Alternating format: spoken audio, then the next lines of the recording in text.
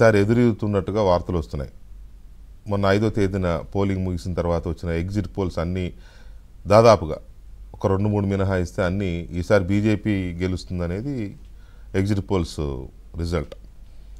అయితే 1-2 ప్రామాణికంగా చెప్పుకునే ఎగ్జిట్ పోల్స్ మాత్రం మళ్ళీ ఆపే అధికారంలోకి వస్తుందనేది ఆ రెండు చెప్పిన మాట. ఉదాహరణకి మన దగ్గర తెలుగువాడు కాస్త ఈ ఎగ్జిట్ పోల్స్లో చాలా క్లియర్గా ఉన్న కేకే అక్కడ 39 స్థానాలతో మళ్ళీ ఆప్ అధికారంలోకి వస్తుందని ఆయన చెప్పాడు. ఇంకో సంస్థ కూడా అట్లాగే చెప్పింది. కానీ మెజారిటీ సర్వేస్ అన్నీ బీజేపీ అధికారంలోకి వస్తుందని చెప్పారు. కానీ ఢిల్లీ ఎన్నికలకు సంబంధించిన ఎగ్జిట్ పోల్స్ ఎప్పుడూ కరెక్ట్గా రాలేదు.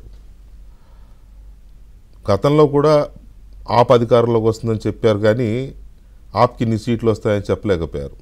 ఉదాహరణకి గత ఎన్నికల్లో, అంతకుముందు జరిగిన ఎన్నికల్లో 50 స్థానాలు వస్తాయి ఆప్కి అని చెప్పారు. కానీ 70కి 67 స్థానాల్లో ఆప్ విజయ దుందుబి మోగించింది. అంటే అక్కడ పల్స్ని పట్టుకోవడం కష్టం. ఎందుకంటే చాలా ఎడ్యుకేటెడ్ పీపుల్ ఉంటారు, అంత తొందరగా బయటపడరు, వాళ్ళ ఒపీనియన్ చెప్పరు. తర్వాత కాస్త కింది స్థాయిలో కూడా ఉద్యోగ వర్గాలే ఉంటారు, మధ్యతరగతి కుటుంబాలు కూడా ఉద్యోగులే ఉంటారు ఆల్మోస్ట్. ఇక మిగతా అంతా కూడా కార్మికులు ఉంటారు, ట్యాక్సీ డ్రైవర్లు, ఆటో డ్రైవర్లు, లేకపోతే ఇంకా సఫాయి సిబ్బంది, ఇట్లాంటి వాళ్ళు మాత్రమే తమ అభిప్రాయం చెప్పే అవకాశం ఉంటుంది.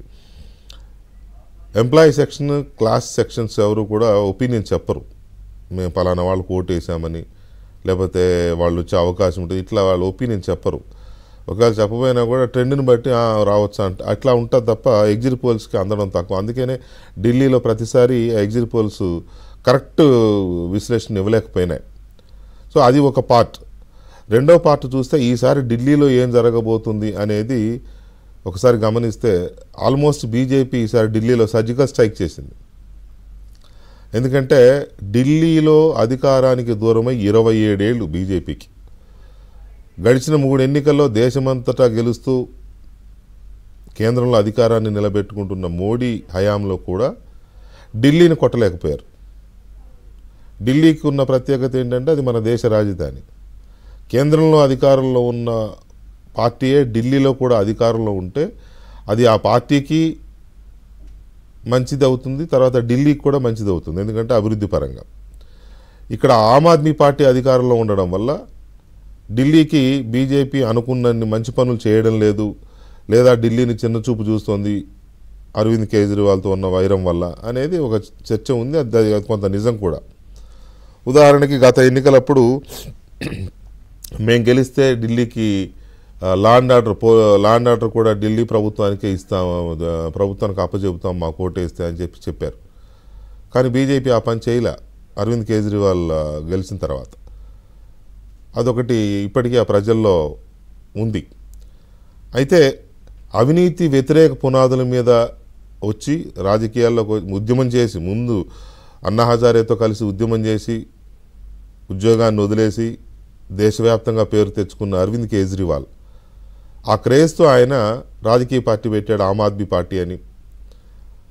అవినీతి వ్యతిరేక పోరాటం చేస్తానంటూ వచ్చి ఇప్పటికీ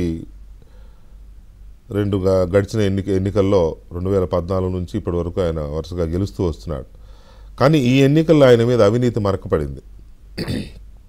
ఢిల్లీ లిక్కర్ స్కామ్ బాగా పేరు పడింది. ఈ పేరు బాగా సుపరిచితమైపోయింది, దేశవ్యాప్తంగా మారుమోగిపోయింది.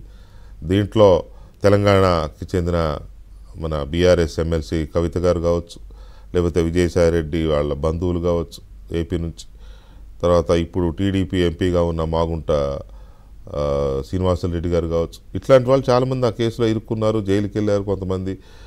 కవిత గారు అయితే దాదాపు 1 year అనుకుంటా సుమారుగా సబ్జెక్టు కరెక్షన్ జైల్లో ఉన్నారు. ఈ కేసులో ప్రధాన ముద్దాయిగా, ప్రధాన నిందితుడిగా ఉన్న అరవింద్ కేజ్రీవాల్ జైల్లో ఉన్నాడు చాలా కాలం. ఆయన దగ్గర ఉప ముఖ్యమంత్రిగా ఉన్న మనీష్ సిసోడియా జైల్లో ఉన్నాడు చాలా కాలం. వాళ్ళకి బెయిల్ రాయడమే కష్టమైపోయింది. ఎన్నికల ముందు బెయిల్ వచ్చింది. ఆయన జైల్లో ఉన్నప్పుడు ఆతిషి అనే ఆప్ ఎమ్మెల్యేని ఆయన ముఖ్యమంత్రిని చేశాడు, మహిళని. అదొక కొంత కలిసి వచ్చే అంశం. మహిళ ముఖ్యమంత్రిగా ఉండి ఢిల్లీలో కొంత సింపతి గెయిన్ చేశారు. అయితే అరవింద్ కేజ్రీవాల్ అవినీతికి పాల్పడ్డాడు అనేది ఎంతవరకు జనంలో ఉంది, లేదు అరవింద్ కేజ్రీవాల్ని బీజేపీ వేధించింది అనే ఫీలింగ్ ఎంతవరకు ఉంది? సింపతి వేవ్ అని ఉందా జనంలో, లేక అవినీతికి పాల్పడ్డాడు అని జనం నమ్మారా? ఇది ఒకటి చాలా కీలకమైన అంశం. అయితే కోర్టుల్లో బెయిల్స్ రాకుండా చాలా వేధించిన మాట అయితే, అంటే కోర్టులు వేధించాయని అనకూడదు, కానీ బెయిల్ అయితే రాలేదు. దర్యాప్తు సంస్థలు బెయిల్ రాకుండా చాలా అడ్డుపడ్డాయి అరవింద్ కేజ్రీవాల్కి. ఇది జనంలో బాగా చర్చ అయితే ఉన్నది. సో ఓవరాల్గా చూసినప్పుడు ఈ ఎన్నికల్లో వీటితో పాటు బీజేపీకి సహజంగా ఉచిత పథకాలు, ఫ్రీ బీస్ అంటాం కదా, వాటిని విచ్చలవిడిగా ఇవ్వడం బీజేపీ తత్వం కాదు. ఏదో 1-2 ఇవ్వడము అంతే తప్ప ఇష్టం వచ్చినట్టుగా అది ఫ్రీ ఇది ఫ్రీ అని ఆల్ ఫ్రీ హామీలు ఇచ్చే ఇది బీజేపీకి లేదు. కానీ ఈసారి ఢిల్లీ ఎన్నికల్లో పోటీపడి ఆమ్ ఆద్మీ పార్టీ ఒకటంటే నేను 2 ఇస్తా అని ఇట్లా విచ్చలవిడిగా ఉచిత పథకాలు ప్రకటించేశారు. ఈ ఉచిత పథకాలు ఎవరి పథకాలు ప్రజల్ని ఆకట్టుకున్నాయనేది చాలా కీలకం. పైగా ఢిల్లీ ఎన్నికల గురించి ఎందుకు ఎక్కువ ఆలోచిస్తారంటే, ఢిల్లీ దేశ రాజధాని కాబట్టి దీని ప్రభావం దేశమంతా ఉంటుంది ఒకటి. పైగా ఢిల్లీలో ఈ దేశంలో ఉన్న అన్ని భాషల, అన్ని రాష్ట్రాల ప్రజలు ఢిల్లీలో ఉంటారు. 1%, 2%, 20%, 30% ఉంటారు. ఉదాహరణకి యూపీ, ఉత్తరప్రదేశ్, ఆ ఢిల్లీలో ఒక భాగం కూడా అది. ఉత్తరప్రదేశ్ ప్రజలు 40 లక్షల మంది ఉన్నారు. 40 లక్షల ఓటర్లు యూపీ వాళ్ళే ఉన్నారు ఢిల్లీలో. అట్లాగే 11% బెంగాలీలు ఉన్నారు, 11% పక్కనున్న పంజాబీలు ఉన్నారు. పంజాబ్లో ఆమ్ ఆద్మీ పార్టీ అధికారంలో ఉంది. ఇట్లా ఆ ఉత్తరాది రాష్ట్రాల వాళ్ళు దాదాపుగా అందరూ ట్యాక్సీ డ్రైవర్లు గానో, కార్మికులు గానో, షాపులు పెట్టుకున్న వాళ్ళు ఎవరో మొత్తం మీద వీళ్ళే ఉంటారు. అదొక మినీ భారత్. సౌత్ నుంచి కూడా మన తెలుగు వాళ్ళు 6 లక్షల మంది ఓటర్లు ఉన్నారు. అందుకనే ఎన్డీఏ తరఫున చంద్రబాబు నాయుడు, రామ్మోహన్ నాయుడు వీళ్ళు కూడా వెళ్ళి ప్రచారం చేశారు బీజేపీని గెలిపించడానికి. తెలంగాణ నుంచి